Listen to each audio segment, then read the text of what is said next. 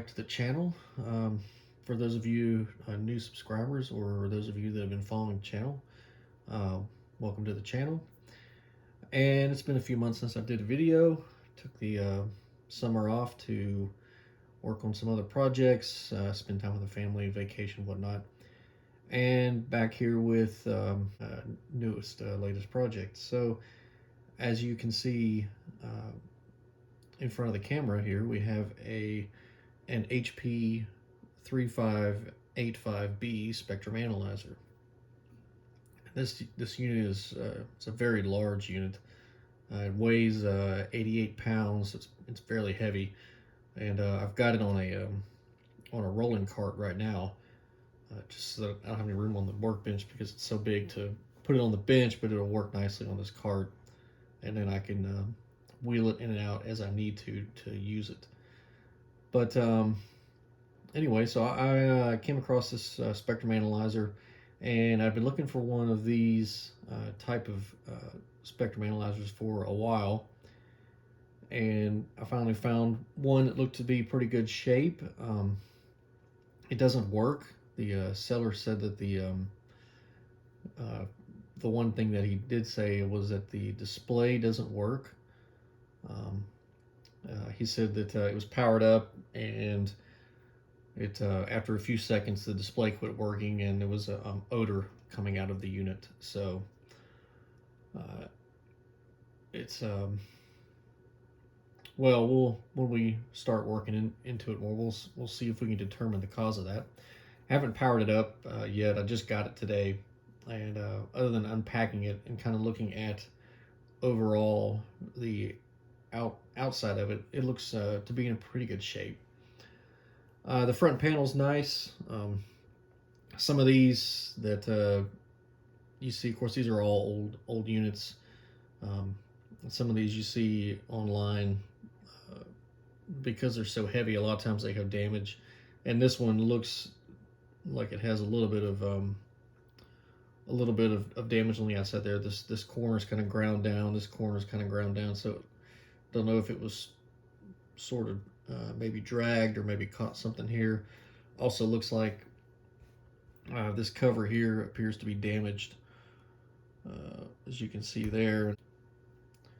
As you can see, the BNC connector there is bent in, and the edge is ground off a little bit. So it looks like it probably at some point either caught something or was dragged it a little bit. But I think that's should be easy enough to fix, so long as the electronics are good. Also, another thing too is the this potentiometer here, which is the tracking generator level, is bent. The shaft is bent here, so we'll have to see if we can either replace that pot or maybe bend the shaft back. But other than that, the unit appears to be in pretty good physical condition. Maybe just a little bit of some grime on some of the surface here just from use. But all the lettering is real good. There's not any real gouges or marks on the face. The CRT cover here doesn't have any scratches or marks on it, and it's pretty clean too. I haven't done any cleaning to it at all. It came packed, and it was packed pretty good. And I was one thing worried about in the shipping was I knew the weight of this unit was almost 90 pounds, and to have it packed and shipped, I was worried about the packing. But the seller did a really good job of packing the unit, and it was covered on all sides with rigid foam and foam blocks and whatnot. So it was packed really good. But just a little bit of the packing material that kind of broke off. So other than just dusting that off, there really hasn't been any other cleaning that I've done to the unit yet. And but like I said, all the lettering is good on the front panel. The there's no marks. All the knobs, this knob is intact. It's not damaged. The buttons, some of the buttons are kind of clicky, so they may need to be lubricated. We'll have to, that would be something later on that we'll look at later on down the line if we can get this unit back and running. I'll turn it around now and we'll look at the back of the unit and we'll have a look at it. All right, here's the back side. Really not a whole lot. We've got the reference out, external reference in connector here, which is pretty standard for the HP spectrum analyzers of this era. We've got a reference out, 10 megahertz reference out, an IF out, and a video output, and then we've got a display output where we got X, Y, and Z display components that come out here. I assume you could probably hook those to an external display monitor, like a maybe like a CRT or a vector monitor or something, and get the display from the CRT out to something else. I really haven't read into the capabilities there, but that seems like what it would be for. I've got a line in, a fuse. I've already made sure that the line voltage selector is set for 115 volts because we're here in the United States. So that's what we're using. And here's some of that, more of that some packing material there. Got a HPIB port, and then a couple of pass transistors or regulators down here, and then a fan. And one thing I noticed too, talking about how clean this unit was, like I said, I haven't done any cleaning to it, but normally these grills and the fans, they're packed with dust from running. This one's really clean. You can see that this grill doesn't have any dust packed onto it, and I don't know if that's because it didn't get a whole lot of use or if the seller just cleaned it up real nice. But seems to tell me that whoever was the previous owner of this unit took good care of it, or it didn't get a whole lot of use in a real dirty environment, because stuff like this, the people, when you're buying this type of equipment, a lot of times getting it from like an electronics scrapper or recycler, and they don't usually take the time to clean the equipment. As I was saying, makes me think that this unit was taken care of pretty well in its service life. All right, we'll take the back off and we'll take a look at the portion back here, and then we will take the covers off. As you can see, tamper seal up here was already broken, but anyway, that's not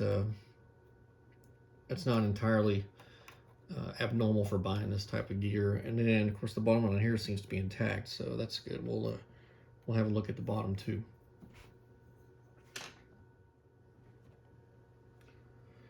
All right, we've got the back cover removed now, and it's a little bit of work to get the back cover off. Of course, there's screws here. There's 4 thumb screws that attach the fan grill, and then once you take the I'll say the fan screen. Once you take the screen off, then there's nuts on these studs that actually hold the back cover on. And I don't know if you can see this or not, but this stud here is bent. So obviously, sometime in the past, when this was being moved, it must have caught something or snagged on something, because this is bent. But again, like I said, this is something that can be fixed pretty easily or straightened up. Really, it doesn't even need to. It doesn't really affect the ability to take this the grill and whatnot on and off. So it's really just a cosmetic thing at this point. On the back here, we got the main power transformer. There's a terminal block here, and I believe this cable harness here goes to the line voltage selector switch for selecting the transformer primaries for the correct line voltage. There's a couple of secondaries that come out here, and this is a crowbar network that comes off of the main bridge rectifier here, and that's simply just an overvoltage type crowbar circuit. And what that'll do is, if there's an overvoltage condition detected off of the output of this bridge, it'll simply turn the SCR. Well, actually, this is a triac, I believe. It'll turn this on, short circuit across the secondary, and then below the line fuse. That's the uh, the failure, the way that works to protect the unit from a gross overvoltage condition. Now, when we get inside and we're looking at the low voltage power supply section, each of those low voltage supplies have their own protection circuits as overcurrent. And like I said, I haven't at this point studied into the circuit topology of the power supplies, but I know that the secondaries are broken down into there's multiple low voltage modules in the power supply, which are switched voltage regulators, and I know they have overcurrent protection, and they probably have over voltage protection too, but they will be local to those particular circuits. This will be an overall for the entire unit, as you can see coming off of the main secondary output here. All right, and like I said, one more thing. I'm gonna try to bring this over so that you can see better here. We've got the serial number for the plate, and this is a late model. This is serial number 29, and so I believe that so they start with the year 1960 and they go 1 year up for the start of the serial number. So 29 would put this unit at 1989 for the date of manufacture. So this is a very late model. I think these first started coming into production about 1978, 1979. So the serial number here puts this unit at 1989. So that would be a fairly late model production. I don't know when they stopped producing this unit, but anyway, we can once we start getting into the unit, we can look at we can check the date codes on some of the ICs and whatnot on the boards, and we can get a better idea of when the unit was actually produced. I've positioned it a little bit closer here just to show you what I was talking about here. Just taking a look at the fan. Generally, you would see a lot of dust and dirt that builds up in these fans, and this one is just really clean. And like I said, I don't think the seller took the time to clean the fan out. But anyway, either you can either say, well, I don't know the history of the unit, but it could say either it didn't get a whole lot of service time, or the previous owner just took really good care of it. Which, I mean, either way, that'd be good for me. For the low service time, so we've got less time on the CRTs, maybe not any burn-in or anything. Like I said, I haven't powered it up yet because of knowing that that this unit was powered up and it emitted an odor and died. So saving that until I get to look at the inside and see if we can find any evidence of any gross failures. And at that point, then we'll sort of break it down and see what we can figure out from there. But like I said, just one thing that I noted was that how clean this fan is, and I've seen a lot of test equipment, and they all have these fans in them, and most of them are pretty dirty.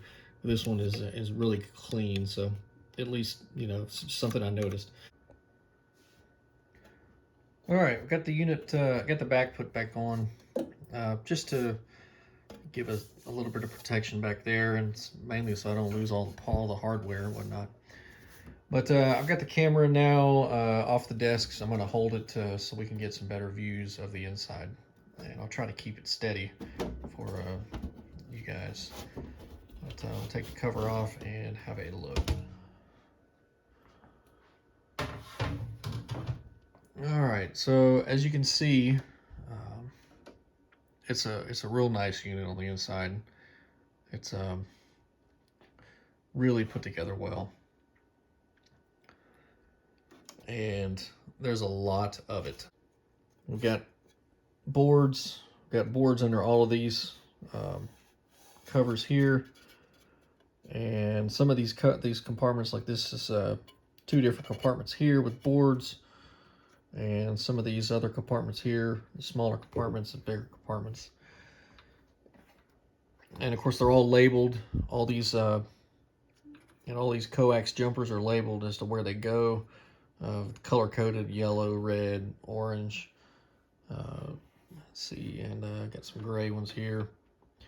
I believe this section here is the tracking generator, I believe is what this section is here.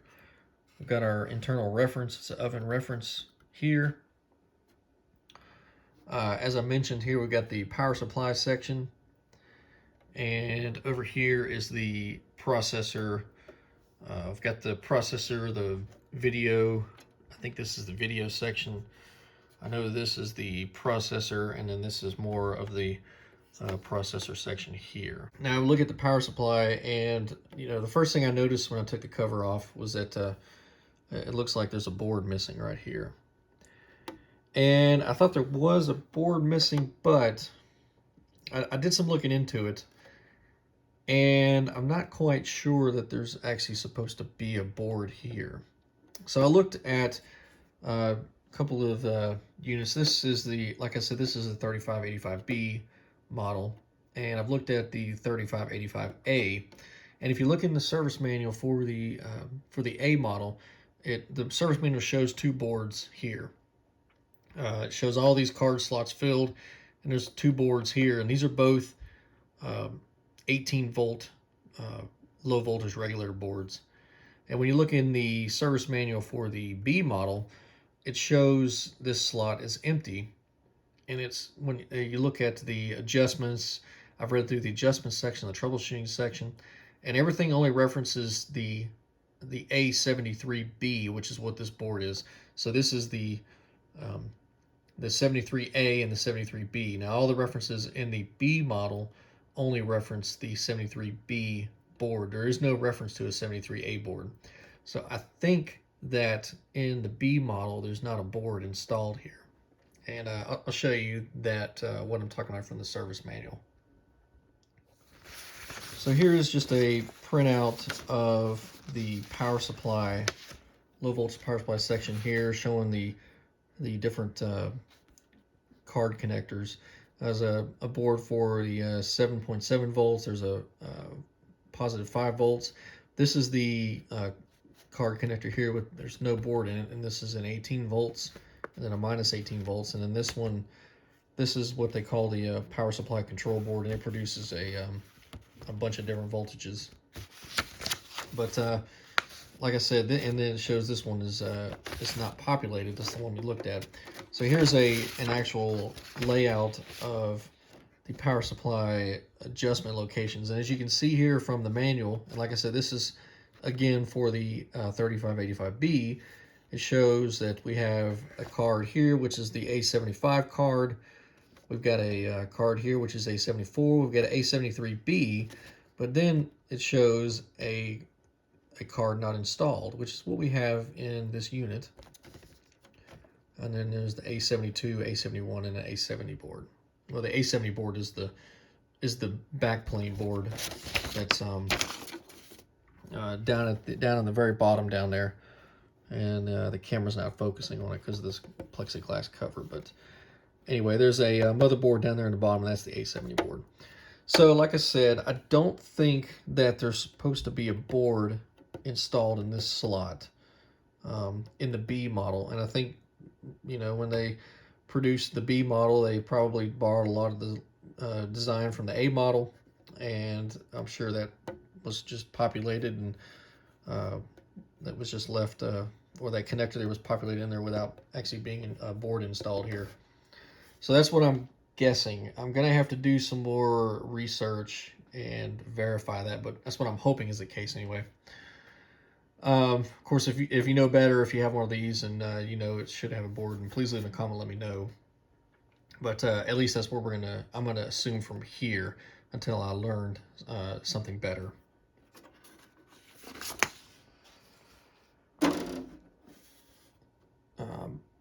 But anyway, yeah, it's like I said, it's really nice units, really laid out, put together really well, and it's it's to be expected from the HP, the Hewlett Packard equipment from this era. It's just it's built like a tank, and it weighs about the same too. But what I'm going to do now is I'm going to put the top cover back on. We will flip the unit over on the bottom. We'll take the bottom cover off and see what we can see from the bottom side. All right, here's the bottom of the unit. As you can see, again, this unit is there's all kinds of detail. They've got all the test points labeled here on the bottom. This is the input section here. From the front panel inputs, this is basically the front end of the spectrum analyzer here, and we've got this looks like the A89 board, which is another it's a power distribution. There's some more regulation here, I believe. Well, I don't know yet. I'll have to look at the manual, but this is more power supply regulator section here. Got a very nicely loomed wiring harness to distribute the power out of the power supply section down to all the various sections of the spectrum analyzer. This is the high voltage power supply for the CRT. I'll take this cover off in a minute. We'll have a look. And then this is the back plane for the microprocessor, or the processor section here. For its age, this is a really clean unit.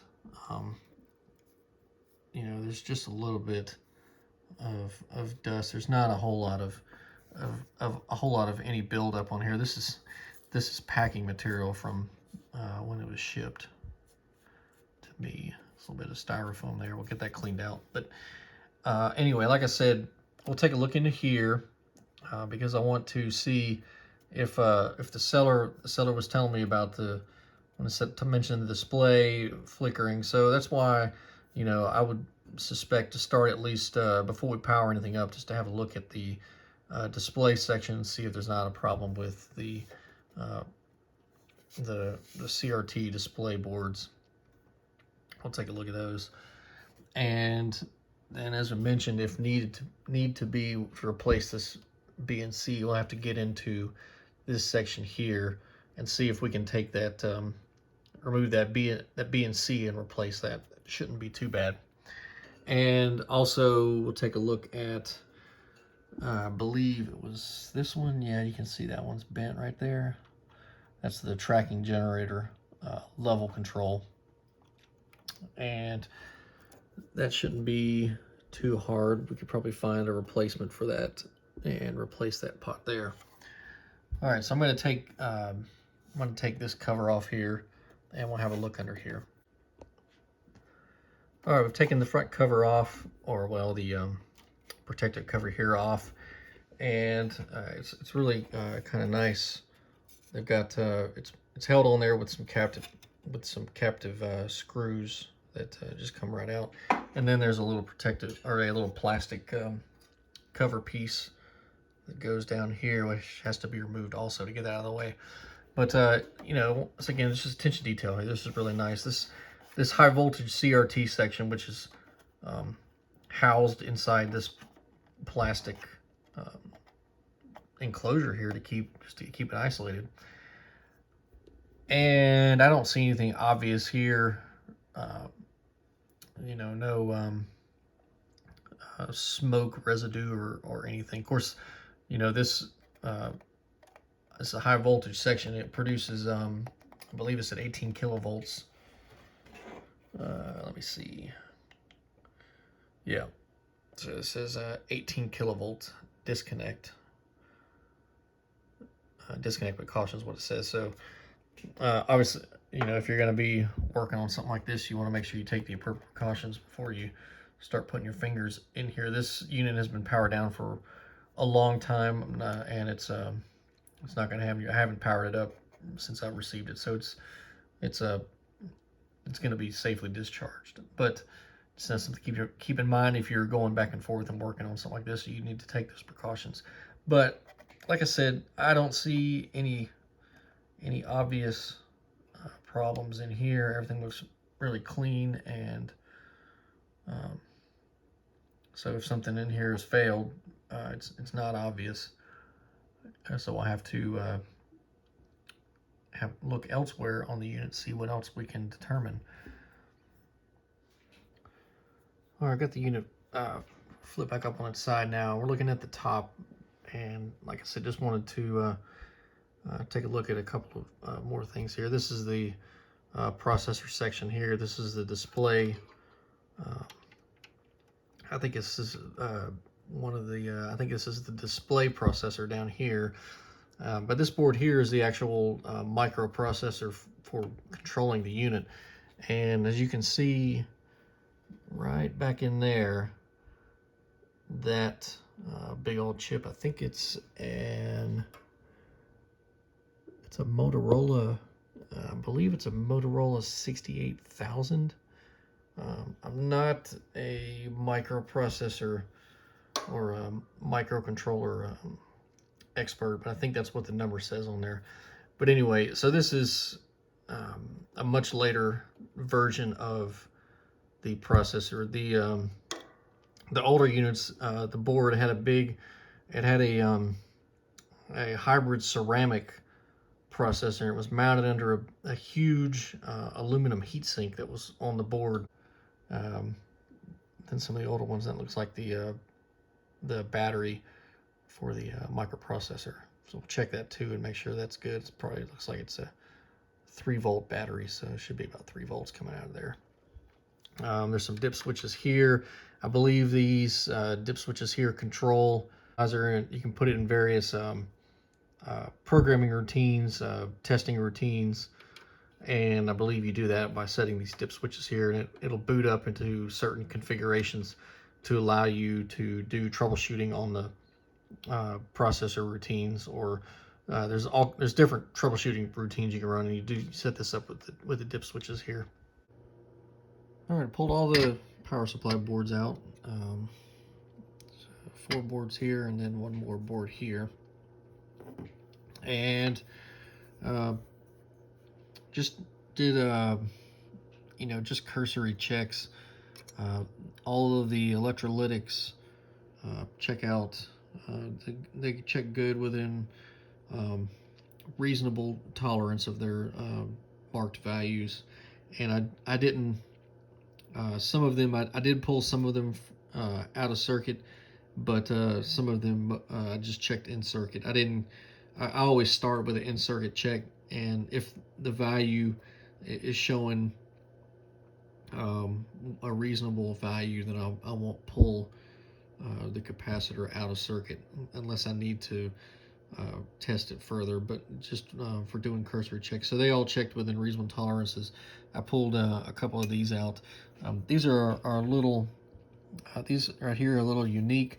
They're electrolytics, but they have three pins. As you can see, there's a pin there on the back. And what I found was, initially when I was reading the values, I assumed that the pin back here was a common ground lead, and that there were actually 2 separate capacitors in here, but that is wrong. The way this actually works is this is the positive lead, this is the negative lead, and then this lead on the back is really just a lead to secure the device to the board. As if you look on the back side,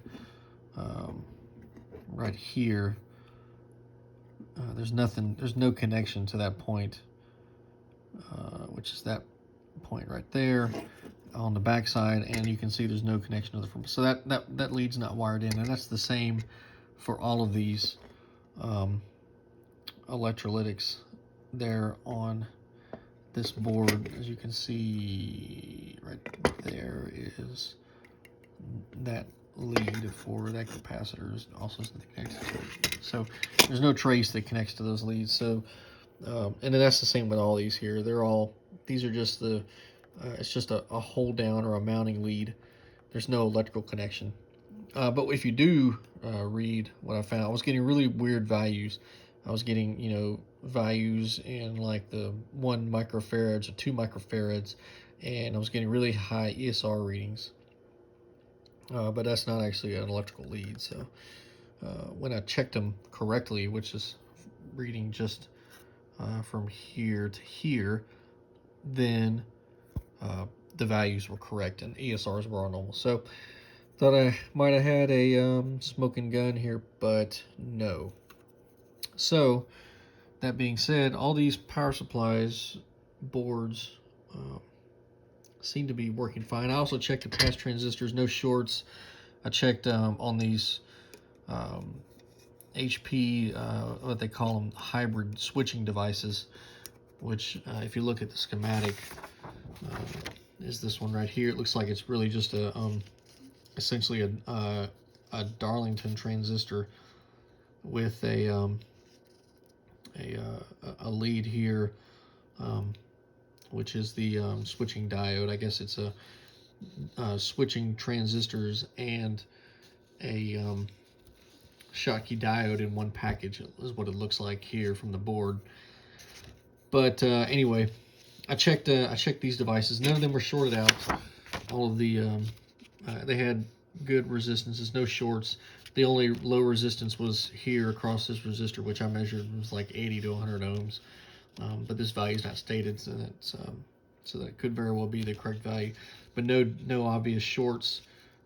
Nothing in here of the shorts across the emitter collector, or no shorts to ground here. And of course, the diode wasn't short either. So I suspect all these hybrid switching transistors are good, which is good because they would be difficult to replace those if one of them was bad. Just on a side note, I mentioned earlier about the looking for date codes, and we have a date code here on this IC. This it's just a SN74 TTL logic IC, but we got a date code there, 18th week of 1989. So that looks like that puts our serial number in the correct with this with the date codes on these ICs. And there's a few more here. We've got there's 48th week of 88, so that'd be at the end of the year 88. And this one here is another 8848. So, you know, they're just using up 39th week of 88. So they're just using up parts they had in stock. But with the serial number with the 29 prefix, that would put it in the year 1989 for production. All right, I'm going to put all these boards back in, and then let's see what else we can look at as far as possible suspects before we try to power this unit up. All right, so there's a section in the service manual where, for the power supply section, and what it does is it has you look at there's a flow chart, and it says it has you are all the green voltage indicators off, and it's yes, no. So if you assume that no, that they're all on, see, we go to the next thing, and the next choice is a yellow current limiting LED on. And if you say yes, it has you turn off the unit and disconnect the A7J3. All right, so if we go to the A7J3, what it is there's a header connector off of the A70, which is the power supply, basically the backplane, the motherboard of the power supply. And this A70J3, which is here, takes all of the voltages that are produced by the regulator boards and it sends them to the A89, which is a power distribution board, which is the board we looked at that's mounted on the bottom of the unit. And then from the power distribution board sends all of the power out throughout the rest of the spectrum analyzer here. And there's some onboard regulators and whatnot, some more regulation and things like that. But you know, generally what it does is it takes the power from the power supply motherboard, the backplane, and sends it out to the rest of the unit. So what the troubleshooting manual has you do is it has you disconnect that A70J3 connector, and that essentially isolates the power supply nest motherboard assembly there from the rest of the unit, so that you can determine where the overcurrent condition is occurring, which would be the reason why your LED is lit. So what I'm going to do is put the boards back into the unit, and then we will disconnect the A70J3, and then we'll power the spectrum analyzer up and see if we get our green LED indicators for the voltages. And if we get good voltages there, then maybe we'll go a step further, reconnect A70J3 and then power the unit up fully and see what happens from there. All right, let's take a look at this from the service manual here. Let's check our power supply voltages. We should have on 7.7 volts, we should have 5 volts, 20 kilohertz square wave, and that is going to look like this one right here. And I've already got the scope set up to what it tells you here, 0.2 volts per division, and what does it say, 10 microseconds. Let's set it to 10 microseconds, and DC coupled, and sorry, DC coupled. And then we'll look for the 18 volts and minus 18 volts, and then 18.2 volts. So right now I've got the oscilloscope set up to that test point here for the 20 kilohertz. It's all the way in the back there, and this is our sorry about the flicker on the CRT, but anyway, you can see it's set up, and we got our square wave there, and the frequency counter showing yep, just about 20 kilohertz. So that's right. All right, and we'll look at the voltage here on the voltmeter. All right, so the first one we'll check is this is the 7.7 volts. Is this test point here, and showing 7.8. So that's good. I'll look at the tolerances and see if we need to make any adjustments, but I suspect that's probably good. The next one's going to be 5 volts. That 5 volts right there, which is this point right here, and it's showing 5.4 volts, so maybe a little high. Look at the spec and see.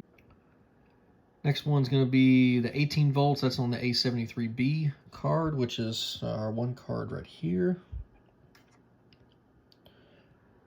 Showing, yep, 18.3 volts. And we'll look for the minus 18 volts. That's on the A74 card, which is right here. So that's minus 18.3, and we got an 18.2 volts, which is on the A75, and that one's right here. So yeah, call that 18.2. That's pretty close, and I think that is it. So all the power supply voltages appear to be good. And check the spec and see. Of course, these are unloaded values too, because we still got that connector, that distribution connector back there is unhooked. So these are unloaded values. One thing I noticed, I failed to point out, it's just a little tension detail thing, but you know, if you look at the way that HP has laid this out, so these cards here, if you look at these colors mean something. This is the 71, the A71. This would be a 72, except there's no red flag there on that one. 73, 74, and 75. So just going off the resistor color code. But that's how they got all these boards labeled in here with these plastic tabs. So that's kind of interesting. That they did that. It's good attention to detail makes these things much more serviceable. So we'll say those voltages are good for right now. Once we get it hooked up and under load, if we need to make adjustments, then we'll go back and make adjustments. But I'm not going to adjust anything right now until we at least test it under load. So what I'm going to do is I'm going to power the unit down, and have to pull the power supply cards back out, let it sit for a little while and discharge, and then we'll reconnect the um, power distribution plug down there in the bottom of the cage, and we'll see what happens with the spectrum analyzer. As you can see, we've got the unit powered up now. I'm not going to show you on camera, but we can see that I can see that in the power supply section, all of the green LEDs are lit. None of the yellow LEDs are lit, so we don't have any overload condition. On the isolation transformer, we're showing a current draw of about maybe 1.35 amps. So let's see, I don't know what that comes out to, but I would say that doesn't look abnormal to me. The sweeping lights is blinking, so that's a good sign. That's supposed to be the case when it's and it appears also to be going through. I know this unit will periodically go through a self-calibration routine, so I hear it doing that. I hear the relays clicking every now and then, and I know also you can press the buttons, the keyboard buttons are responding, so that's good.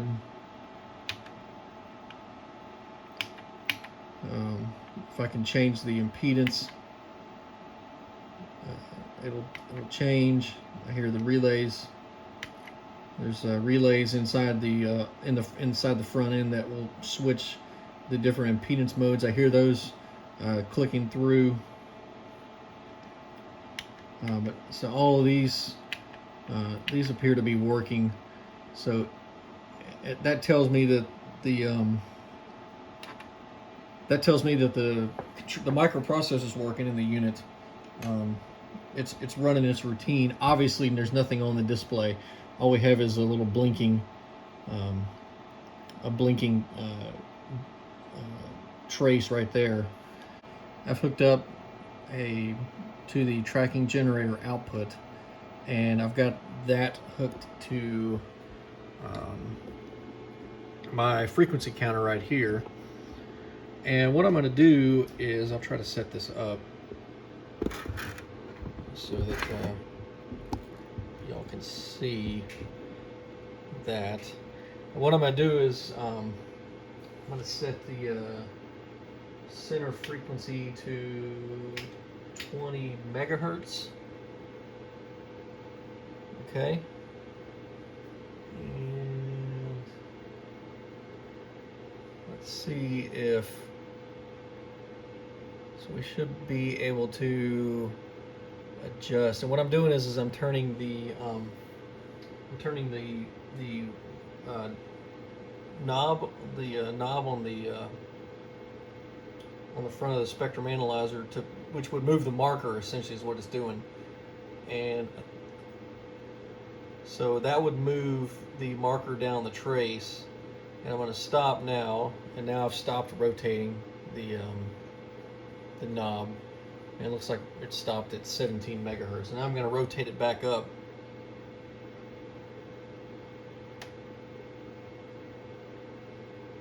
So if you can imagine on a spectrum analyzer, as you've got a marker and you're rotating the marker up the trace, that's essentially what I'd be doing right now. So all we're really doing now is checking that the tracking generator at least appears to be responding to the controls. And another way that we can verify that I didn't mention this, but I also took I took it out of continuous sweep.